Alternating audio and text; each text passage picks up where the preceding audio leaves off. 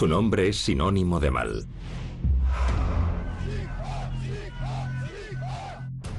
Infunden temor y odio allá donde van.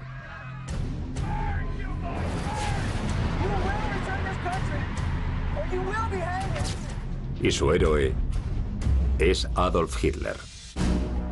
El nazismo está muy vivo en los Estados Unidos. Pero ¿cuánto poder tienen realmente los neonazis de los Estados Unidos? Tenemos jueces, agentes de policía, oficiales de las Fuerzas Armadas. ¿De dónde han salido? Antes de la guerra, en este país había muchas simpatías por las ideas nazis. ¿Quiénes son sus miembros? La mayoría de los neonazis no están afiliados, y ese es el grupo que debe preocuparnos. ¿Y cuál es su plan secreto? Todos se mueven por un mismo objetivo. Creen que la raza blanca se extingue. Harán lo que sea necesario. Si hiciese falta otro holocausto, lo organizarían sin dudarlo. Hay quienes creen en la existencia de un libro. Un libro que contiene los secretos mejor guardados de los Estados Unidos de América. Un libro cuya propia existencia solo conocen un puñado de elegidos. Pero si tal libro existe, ¿qué contendría? ¿Historias secretas? ¿Planes secretos? ¿Mentiras secretas? ¿Existe realmente el libro de los secretos? El libro de los secretos. Nazis americanos. Un número letal. Oak Creek, Wisconsin. 5 de agosto de 2012. Poco después de las 10 de la mañana, un varón blanco detiene su coche en el aparcamiento de un templo Sikh a la hora en que está a punto de comenzar el servicio dominical. Se bajó del coche y se acercó a dos sacerdotes que se encontraban en el aparcamiento. Y les disparó. Después entró en el templo y abrió fuego.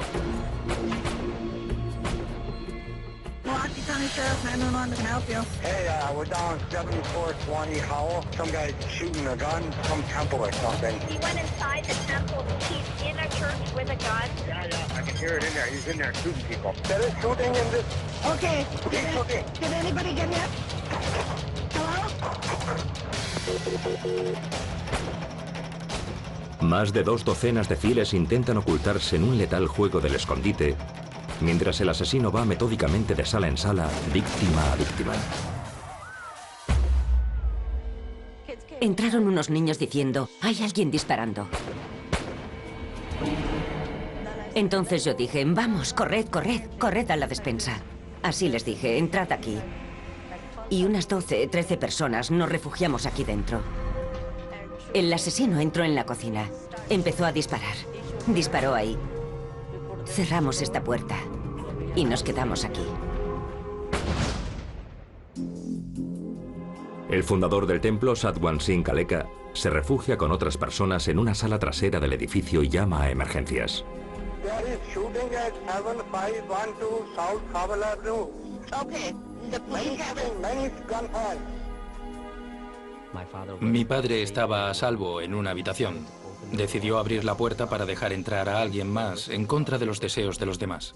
Al oír el alboroto, el tirador se acerca. Abrió la puerta de una patada y disparó a las 4 personas. Sadhguru Singh Kaleka resulta herido de muerte mientras ataca al agresor con un cuchillo para la mantequilla. El asesino sale tranquilamente del edificio y se encuentra con el teniente Brian Murphy, que en ese momento llega al lugar de los hechos. Dispara a la gente en la garganta y posteriormente efectúa 14 disparos más a quemarropa. Creo que he oído disparos. ¿Puede confirmármelo? El agente Sam Lenda llega momentos después. Observé a un sujeto caminando hacia el oeste. Entonces me di cuenta de que tenía un arma en la mano y que estaba disparando. ¡Alto, policía! ¡Deténgase, alto! ¡Alto!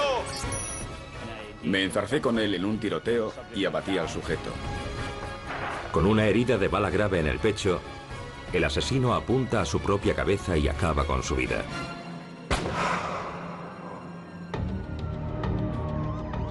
En total, 7 personas han muerto y 3 han resultado heridas de gravedad. Toda una comunidad ha quedado traumatizada. ¿Pero qué motivó la masacre?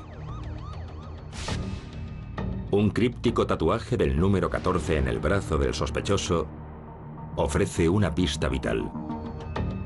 Ayuda al FBI a identificar al asesino como Wade Michael Page, un defensor de la supremacía blanca y músico de un grupo de rock de inspiración nazi.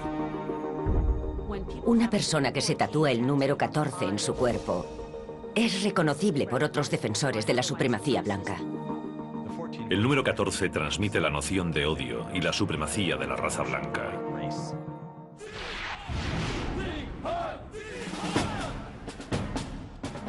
Adolf Hitler dejó, al abandonar este mundo, un manifiesto político muy detallado recogido en su libro Mein Kampf.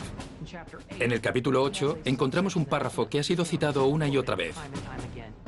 Hay 14 palabras que son: debemos garantizar la existencia de nuestro pueblo y un futuro para los niños blancos. Esas palabras se convirtieron en el lema de la misión de los defensores de la supremacía blanca en los Estados Unidos. ¿Mein Kampf? ¿Adolf Hitler? ¿Es posible que el hombre responsable de la muerte de millones de personas en las décadas de 1930 y 1940 sirva de inspiración a alguien y en pleno siglo XXI? Un elemento central de la identidad neonazi es la noción de ser un guerrero noble. Una de las ideas que imaginamos que se le pasarían por la cabeza sería que se convertiría en un mártir del movimiento. ¿Qué pasó por la mente de Wade Michael Page? Yo creo que decidió: voy a salir a lo loco, me cargaré a varios y después me suicidaré. Iré al Valhalla, a Asgard, donde bebes hidromiel, luchas y mueres. Y si mueres, resucitas al día siguiente, una y otra vez. Page era veterano del ejército de los Estados Unidos y había sido licenciado con deshonor en 1998. Durante los 10 años siguientes trabajaría en varios empleos, aunque dedicaría la mayoría de su tiempo a tocar en un grupo de rock de inspiración neonazi. Pero, según sus conocidos, Page debía muchas de sus opiniones racistas a sus experiencias en el ejército. Durante el tiempo que pasé con Page, me contó que le habían adoctrinado en el neonazismo durante su estancia en el ejército. Me dijo que si cuando entras en el ejército no eres racista, lo serás cuando salgas. La realidad es que Wade Page entró en el ejército y estuvo destinado en Fort Bragg en 1995 y 1996. Esa fue precisamente la época en la que se descubrió a una enorme hornada de neonazis auténticos en Fort Bragg. Se produjo un enorme escándalo, porque 3 de ellos asesinaron a una pareja negra. Era una época en la que había literalmente banderas nazis en los barracones y en la que se leía literatura nazi. ¿Neonazis? ¿Arraigados en el ejército de los Estados Unidos? ¿Pero cómo? ¿Y por qué? La razón por la que me uní al cuerpo de marines es porque creo que son los mejores. Quería aprender sus técnicas de combate y después entrenar a la gente para una posible guerra contra nuestro gobierno. Usar las tácticas y lo que había aprendido en el ejército para destruir algún día al gobierno federal. Me había tatuado skinhead en mis brazos. Tenía un tatuaje con el símbolo de las SS en el cuello. Me paseaba repitiendo Sieg Heil. Tenía una bandera con una svástica colgando en mi taquilla. Y cuando estábamos en el bar, yo llevaba mi bandera y me relacionaba con otros cabezas rapadas y neonazis. Y bebíamos ante todo el mundo. Así que el ejército lo sabía. Es la exigencia de lo políticamente correcto lo que lleva a los oficiales del ejército de los Estados Unidos a hacer la vista gorda a las actividades de este y otros notorios grupos de odio. 2 hechos están claros. Actualmente hay casi 200 grupos neonazis operando en los Estados Unidos. Y tienen vínculos con una red muy amplia formada por otros numerosos grupos de odio de poder blanco y ario. Los miembros de Poder Blanco y los movimientos neonazis son a la vez aliados y enemigos. Comparten la idea de que deben estar en el mismo movimiento, trabajar juntos, porque a todos les mueve el mismo objetivo, que es promover a la raza blanca y hacer algo, porque la raza blanca está al borde de la extinción. El odio es algo que casi se puede saborear. El odio es peligroso cuando se vuelve operativo, cuando lo ponemos a funcionar. Hitler odiaba a los judíos y quería destruirlos, y consiguió eliminar a casi un tercio de la población mundial de judíos. La mayoría de los neonazis no están afiliados, y ese es el grupo que debe preocuparnos. La resistencia sin liderazgo es la táctica que usa el movimiento para asegurarse de que una vez que el grupo alcanza determinado tamaño se descomponga en varias células. Se dice que 3 pueden guardar un secreto siempre y cuando 2 estén muertos. Si tus células son lo bastante pequeñas, controlas a todo el mundo. Aunque el gobierno de los Estados Unidos vigila en secreto a los nazis americanos y mantiene investigaciones abiertas sobre ellos, sus creencias racistas y sus actividades de reclutamiento no son ilegales. Pero ¿cómo y cuándo caló por primera vez la ideología nazi en los Estados Unidos? ¿Y en qué medida estamos preparados para combatir otro ataque letal como el de Wisconsin?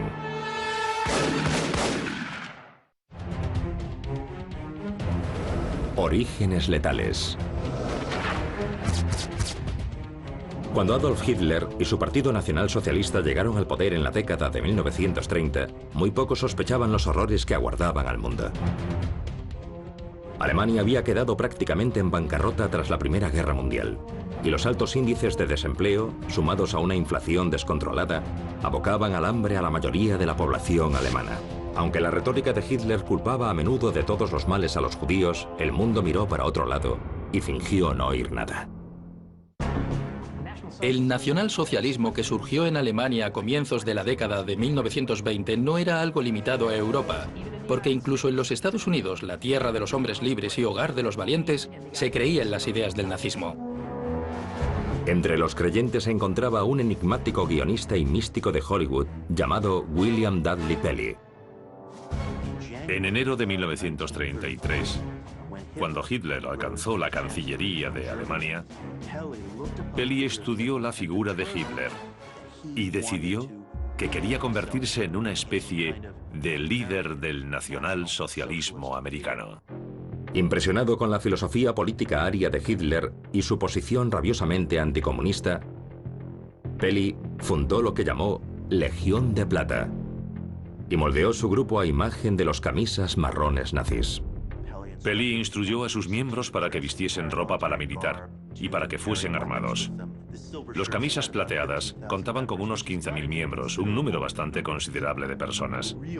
El verdadero motor del gobierno federal era que esos 15.000 miembros se convirtiesen en una especie de quinta columna durante la Segunda Guerra Mundial.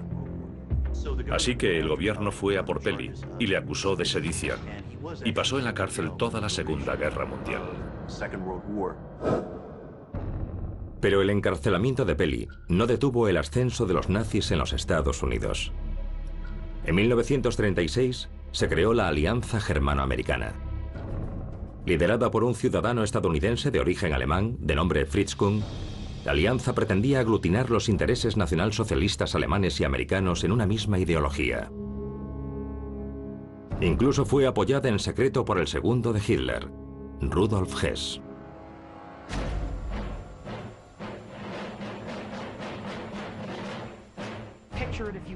Piensen en el Madison Square Garden, Nueva York, 20 de febrero de 1939. 20.000 seguidores del nazismo se reunieron allí aquella noche para escuchar un mensaje de Fritz Kuhn. Este se puso en pie y repitió todos los sentimientos expresados por Hitler en sus discursos políticos.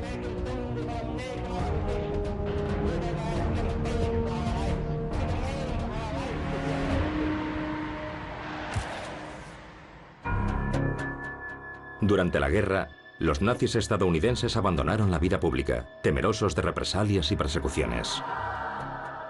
Pero tras la derrota de Hitler en 1945, los Estados Unidos empezaron a temer a una amenaza mayor, la de su antiguo aliado, la Unión Soviética.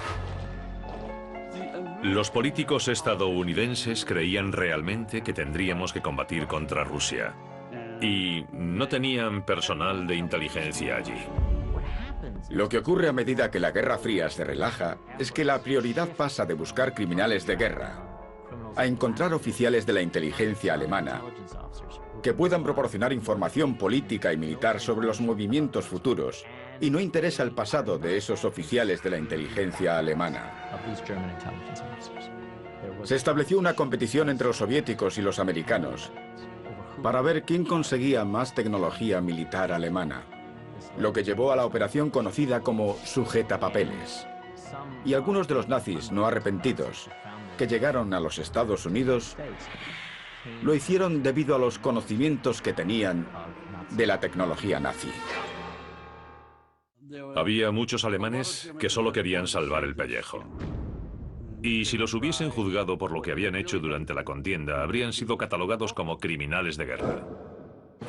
El presidente Truman puso una regla, que ningún ex-nazi que hubiese participado activamente en la ideología política del nacionalsocialismo podía ser reclutado a través de la operación Sujetapapeles. Y lo que hizo el gobierno fue crear identidades falsas para algunos de esos grandes criminales. Los más famosos son Arthur Rudolph y Werner von Braun, quienes participaron en el desarrollo sin precedentes de la tecnología militar. I myself and everybody you see here have decided to go west.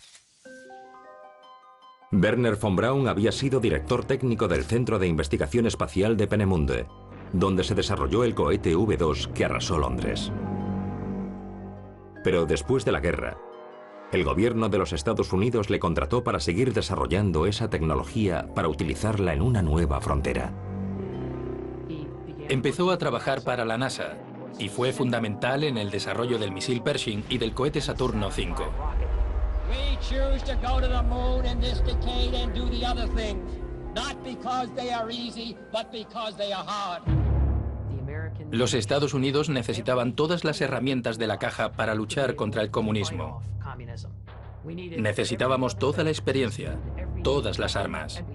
Y recurrimos a nuestros antiguos enemigos nazis, trayéndolos a los Estados Unidos para que nos ayudasen a competir con los soviéticos durante la Guerra Fría.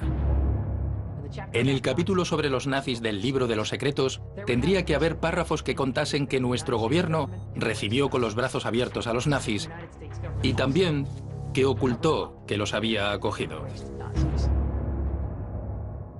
Estaban borrando paulatinamente todos los documentos que demostraban que el gobierno les había ayudado a entrar en el país. Y yo los descubrí. El plan gubernamental secreto para llevar científicos alemanes a los Estados Unidos salió a la luz en 1982, casi 4 décadas después de la guerra. El exfiscal de la Oficina de Investigaciones Especiales, John Loftus, compareció en televisión para revelar que las autoridades de inteligencia no solo habían colado en secreto en los Estados Unidos a algunos de los mayores criminales de guerra, sino que además el Departamento de Justicia les había prometido inmunidad. Oficialmente, mi misión era averiguar dónde estaban los nazis que se ocultaban en los Estados Unidos. Pero yo tenía una misión secreta. A escondidas, mi labor consistía en averiguar quién había protegido a los criminales de guerra nazis tras la Segunda Guerra Mundial. Tras buscar en archivos de inteligencia secretos, Loftus creyó haber encontrado pruebas que relacionaban a autoridades de alto nivel de los Estados Unidos con la eliminación de los historiales de criminales de guerra nazis. Afirmó incluso que el rastro llegaba hasta el jefe de la OSS, la Oficina de Servicios Estratégicos, Allen Dulles. El ayudante del fiscal general me dijo: no quiero oír nada de lo que me estás contando. Y me hice famoso entre la comunidad de inteligencia. El Departamento de Justicia recibió el encargo del Congreso de hacer lo correcto, y el Departamento de Justicia traicionó al Congreso. Traicionó al pueblo americano. Y siguieron tapando a los nazis. Yo sabía que mi agencia jamás participaría en una caza de nazis que señalase a los políticos americanos. Así que abandoné el Departamento de Justicia asqueado y testifiqué ante el Congreso como si fuese un soplón. Esos esfuerzos del gobierno de los Estados Unidos por conseguir la inteligencia nazi después de la guerra sembraron las semillas de los grupos de defensores de la supremacía blanca que existen hoy.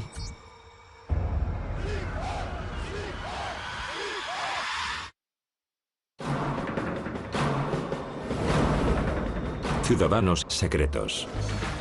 En la década de 1950, los Estados Unidos estaban en pleno boom económico. Era la época de las viviendas dúplex, la televisión y el coche familiar. Y la Segunda Guerra Mundial solo se veía por el retrovisor. Los estadounidenses rebosaban confianza, y había señales esperanzadoras de que pronto habría oportunidades para todos aquellos que habían tenido vetado el sueño americano. Pero no todo el mundo estaba dispuesto a asumir la actitud más progresista socialmente que se extendía hacia las minorías raciales. Había muchas personas que se sentían profundamente amenazadas por la idea de la igualdad. Y hubo grupos que asumieron las ideas asociadas con la eugenesia nazi. La idea de que las personas blancas han nacido para liderar y las no blancas para seguirlas. Por pernicioso y odioso que nos parezca, había bastantes personas en los Estados Unidos que creían en la política racial nazi. Entra George Lincoln Rockwell, un excomandante de la Marina que sostenía que los Estados Unidos habían luchado en el bando equivocado durante la Segunda Guerra Mundial. Él creía que la integración racial iba de la mano del comunismo y que ambas cosas estaban promovidas por los judíos. En marzo de 1959, Rockwell fundó la Unión Mundial de Nacionalsocialistas Libres, que ese mismo año cambiaría su nombre por el de Partido Nazi Americano. I use the uniform to agitate. When Martin Luther King is out in the streets agitating, why, I agitate back.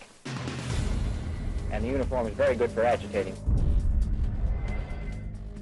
Rockwell cogía a sus tropas de asalto con uniforme nazi, como les llamaba él, y desfilaba por el Mall de Washington. Rockwell se esforzó mucho por transmitir la idea de que el nazismo todavía era viable, a pesar de que millones y millones de estadounidenses habían luchado contra el nazismo apenas unos años antes. George Lincoln Rockwell inició una cruzada pública para purificar los Estados Unidos de los no blancos. Todo terminó el 6 de agosto de 1967, cuando un correligionario desencantado le disparó al salir de una lavandería de Arlington, Virginia. Pero aunque Rockwell había muerto, ¿sirvió su muerte para inspirar y motivar a otros como él? Si analizamos el movimiento de poder blanco desde que Rockwell creó el Partido Nazi Americano, vemos que tenemos ramificaciones. Tenemos el Movimiento Nacional Socialista, la Alianza Nacional, la Resistencia Aria Blanca y los skinheads neonazis. Todos forman parte del mismo tronco, de la misma máquina. Todos tienen como objetivo una América blanca. En 1974 nació la Alianza Nacional, creada por el Dr. William Luther Pierce, en el pasado seguidor leal de Rockwell. William Pierce trabajaba en una facultad de la Universidad del Estado de Oregón y después abandonó la vida académica para dedicarse a su verdadera pasión, la propaganda neonazi. Pierce sería conocido muy pronto como el creador secreto de una de las herramientas más peligrosas del arsenal de los defensores de la supremacía blanca. Una herramienta que sigue incitando a la violencia y al asesinato incluso hoy en día. Los diarios de Turner. Oklahoma City, 19 de abril de 1995. A las 9:02 de la mañana, una bomba casera, oculta en una furgoneta de alquiler, vuela el edificio federal Alfred P. Marra.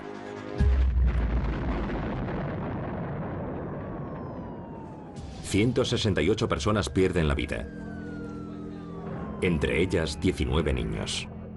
800 más resultan heridas de gravedad.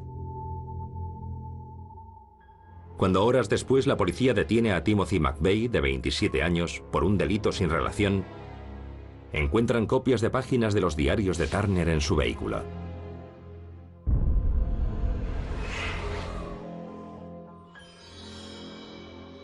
Los diarios de Turner han sido definidos como la Biblia de la derecha radical en los Estados Unidos, porque ha sido un libro tremendamente importante a la hora de inspirar asesinatos en masa. Los diarios de Turner están escritos desde el futuro y hablan de una época pasada en la que el futuro de la raza blanca de los Estados Unidos se salvó gracias a una serie de individuos que se tomaron la justicia por sus propias manos. Recuerda un poco al Mein Kampf de Hitler. Transmite la idea de que los blancos deben ser agresivos para asegurar el futuro de la nación. Y en ese libro, vuelan un edificio federal. Yo creo que Timothy McVeigh preparó la bomba para que explotase a la hora exacta que lo hacen los diarios de Turner. Oklahoma se considera el primer disparo, el que se oirá en todo el mundo, como el de Concord y Lexington. Aunque no estaba afiliado a la Alianza Nacional de William Pierce, McVeigh simpatizaba en gran medida con su violenta retórica antigubernamental. Evidentemente tenía muchas ideas en común con el movimiento neonazi. Ese libro sigue publicándose y la gente sigue leyéndolo. Y puede que haya otro Timothy McVeigh en el ejército de los Estados Unidos ahora mismo que esté aprendiendo a manejar explosivos. Y todo por culpa de lo que hizo el Dr. Pierce. ¿Hace el gobierno estadounidense todo lo que puede para combatir a los grupos terroristas nacionales? ¿O son esos mismos esfuerzos del gobierno por combatir el terrorismo los que motivan la aparición de más marginados enfurecidos como Timothy McVeigh? Tengo miedo por América, porque al final habrá alguien que se levante y diga, ¿sabéis qué? Me importa todo un comino, y saldrá a hacer algo. Porque saben cómo hacerlo. Tienen conocimientos. Y tienen los materiales para hacer algo así. Pero ¿cómo controla el gobierno a los nazis americanos? ¿Y qué otros métodos secretos utilizan los nazis americanos para reclutar y entrenar a sus miembros?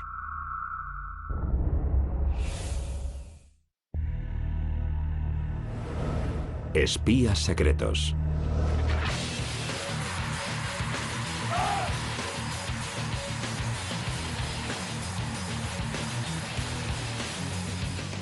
Cada año, a lo largo y ancho de los Estados Unidos, miles de jóvenes hombres y mujeres se dan cita en conciertos semiclandestinos para escuchar un nuevo subgénero musical de heavy metal, llamado rock de odio. Pero a diferencia de otras variantes de rock duro, esta música es política. Está pensada para alimentar el racismo, para incitar al odio e incluso a la violencia. Se ha convertido en una herramienta poderosa para reclutar a la actual generación de neonazis estadounidenses. Las entradas no se compran. Tiene que invitarte un líder, tiene que aprobarte. No puede presentarse cualquiera.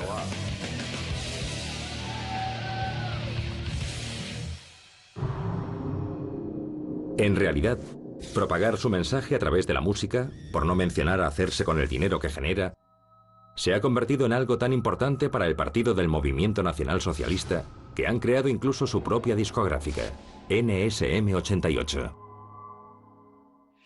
Somos una organización por los derechos civiles de los blancos.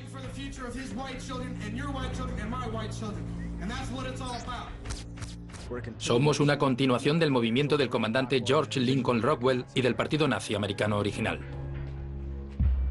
A través de la música podemos llegar a las mentes de los jóvenes en este país.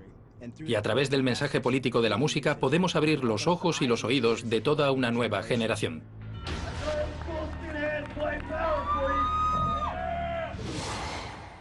Nos dicen que puedes llevar una camiseta de poder negro, orgullo mexicano, orgullo marrón.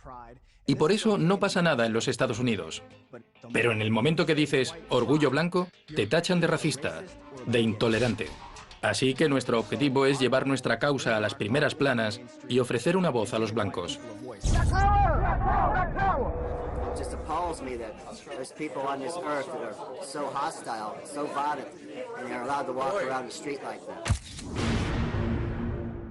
Quieren ver un gobierno de los Estados Unidos controlado por blancos y para blancos. Quieren socavar nuestras instituciones democráticas y acabar con nuestros derechos civiles. Aunque el derecho de las personas, incluso de los nazis, a reunirse y difundir mensajes racistas está protegido por la primera enmienda, el gobierno federal y el Departamento de Justicia consideran a los nazis americanos una amenaza en potencia. El operativo civil encubierto David Gletty pasó 4 años intentando abrirse camino en el NSM y otros grupos radicales de poder blanco para ayudar al FBI a recabar información sobre posibles actividades delictivas del NSM. Hemos invertido años en asistir a todas las reuniones de paletos en lugares perdidos, a todas las concentraciones nazis. Hemos ido por todo el país conociendo gente. Me sorprendió ver cuánto odio albergan en su corazón. Cuánto odian a todas las razas que no son la blanca. Gletty fingió simpatizar con las creencias de la organización y consiguió penetrar en su interior.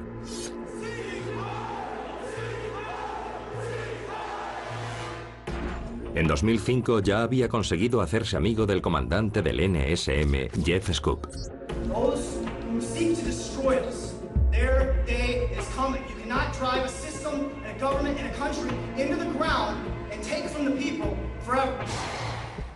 Odio lo que mis enemigos le han hecho a mi país.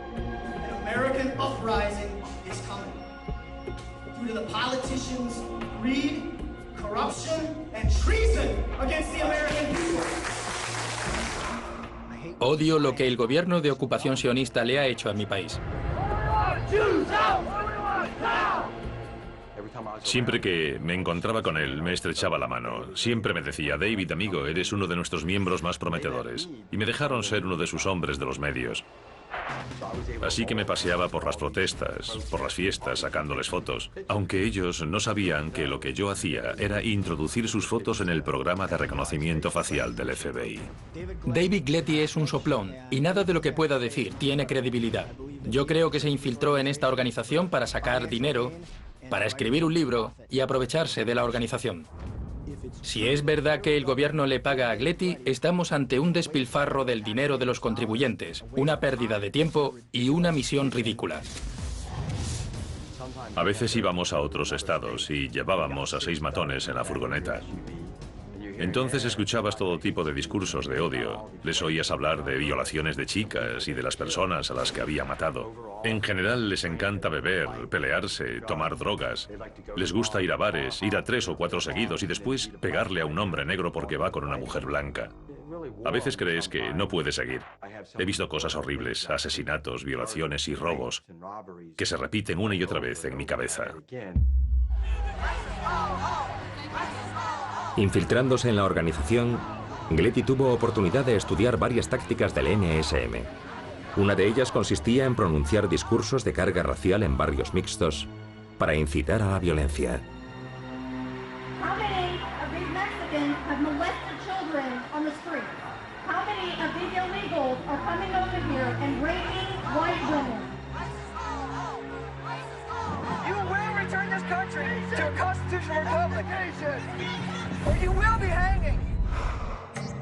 Toledo, Ohio, 15 de octubre de 2005. Una marcha neonazi en el norte de la ciudad acaba en actos violentos. Alteraron tanto a la gente que acabaron destrozando su propia comunidad. Esa es una de las cosas que los nazis de los Estados Unidos quieren hacer. Mostrar ante las cámaras que ellos no son los malos. Mirad quién quema sus propias casas y vuelca los coches de la policía. Son ellos, no nosotros. La información suministrada por David Gletty ayudó enormemente al FBI a seguir el rastro del movimiento nacional socialista. Pero a pesar de los esfuerzos del gobierno, el NSM sigue desarrollando una táctica cada vez más agresiva. Somos una organización de primera línea. No nos limitamos a hablar de los problemas, a dar conciertos. Ocupamos las calles. La historia ha demostrado que la victoria se consigue en las calles. Pero ¿con qué respaldo cuenta el NSM y sus grupos de odio afiliados?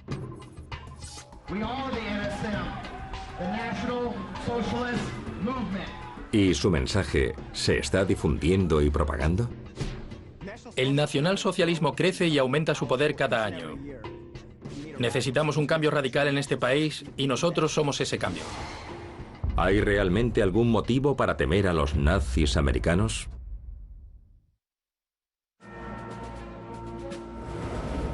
Futuro secreto. Niveles de desempleo altos. Inmigración irregular. Subida del precio de los alimentos y los combustibles. Y las imposiciones de un gobierno federal que cada vez ejerce más control. Desde el consumo de energía hasta la sanidad, pasando por el control de armas. Para los nazis estadounidenses, esta combinación ofrece los ingredientes perfectos para el reclutamiento. El odio se desplaza, cambia. Usarán lo que sea popular en cada momento. Usarán lo que sea para hacer propaganda que les ayude a ganar. Los grupos nazis han cambiado sus objetivos. Nunca olvidan a los judíos y al sionismo internacional, pero en los años 50 les preocupaban más los comunistas. En los 60, los negros. Hoy les preocupan mucho más los inmigrantes.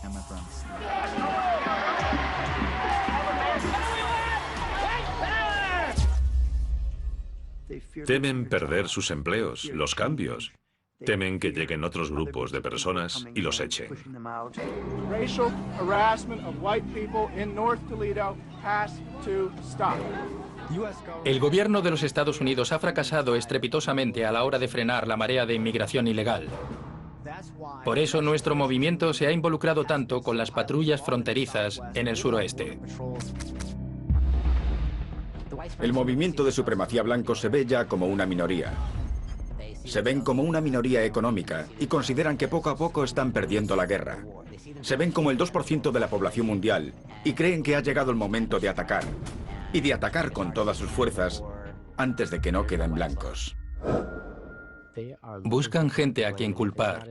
Si no son los inmigrantes, serán las mujeres. Si no las mujeres, serán los católicos. Si no, los católicos seguirán bajando en la lista y culparán a todo el mundo menos a sí mismos. Tras casi 2 décadas en el movimiento de poder blanco, T.J. Leiden, un autoproclamado soldado callejero neonazi, se dio cuenta de que el odio solo lleva a un ciclo de odio interminable. La realidad es que si conseguimos un mundo blanco, ¿a quién odiaremos? ¿Qué será lo siguiente? Porque ese odio no desaparecerá, solo se manifestará de forma diferente. Así que yo me dije que no podía seguir haciendo eso. Era una mentira. Y me marché. Entonces creé la consultoría Habla Claro sobre el odio para combatir la intolerancia y el racismo. Trabajo con las Fuerzas Armadas, con las Fuerzas del Orden y con colegios y universidades de todo el país para intentar ayudarles a combatir el odio. ¿Pero puede hacer algo una voz solitaria?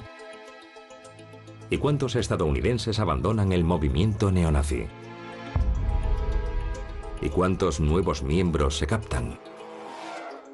El Movimiento Nacional Socialista difunde de manera muy activa su mensaje. Estamos en el activismo callejero, en las protestas, activos a la hora de presentarnos a cargos políticos, muchísima actividad online. Tenemos una página web que cuenta con una red social llamada Nuevo Sajón, que es básicamente como MySpace o Facebook. El movimiento está creciendo y crece rápidamente. La tecnología les ha ayudado a crecer. Ahora se reúnen en un chat y están presentes en todas las redes sociales. La música, también podemos descargar música de defensores de la supremacía blanca. Nazis americanos. Pueden ser tan identificables como los hombres y mujeres que desfilan con uniformes forrados de esvásticas y los cabezas rapadas que llevan mensajes de odio tatuados en sus cuerpos. O pueden ser tan discretos y pasar tan inadvertidos como nuestro vecino. Pero una cosa es segura: no debemos subestimar la amenaza que suponen. Son como nosotros. Podría ser cualquiera. Si le preguntan a mi madre, les dirá que nunca habría pensado que su hijo podría ser uno de ellos, pero lo fue. El estereotipo del neonazi medio es el de una persona con pocos estudios que difícilmente sabe escribir su nombre. Pero en realidad parece que tienen un potencial de reclutamiento mucho más amplio del que la mayoría pensamos o les suponemos. Si hablamos del libro de los secretos y de la parte correspondiente al movimiento del nacionalsocialismo, la gente se sorprendería de saber que tenemos jueces, policías, oficiales del ejército. Un día nos alzaremos y lucharemos hasta la última gota de sangre. ¿Qué posibilidades hay de que los Estados Unidos sufran otro ataque de los nazis americanos como el perpetrado en Oak Creek, Wisconsin? ¿Fue un acto de violencia aleatorio, instigado por un lobo solitario, como concluyeron las autoridades? ¿O fue tan solo el primer ejemplo de la serie de atrocidades inspiradas por los nazis que nos esperan en el futuro?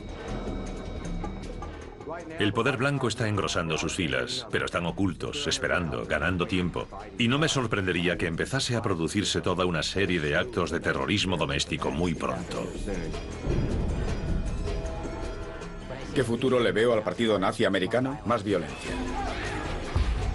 Más terrorismo. No estarán satisfechos hasta que haya un mundo únicamente blanco. Y harán lo que haga falta. Si hiciese falta otro holocausto, lo organizarían sin pensarlo. Nazis americanos. Prueba de que el legado de odio de Adolf Hitler sigue vivo. Pero este movimiento diabólico, ¿será realmente capaz de infiltrarse en nuestras instituciones, en nuestro gobierno y en nuestras vidas cotidianas? ¿O ya lo ha hecho? Tal vez, solo el tiempo y nuestra propia conciencia lo dirán.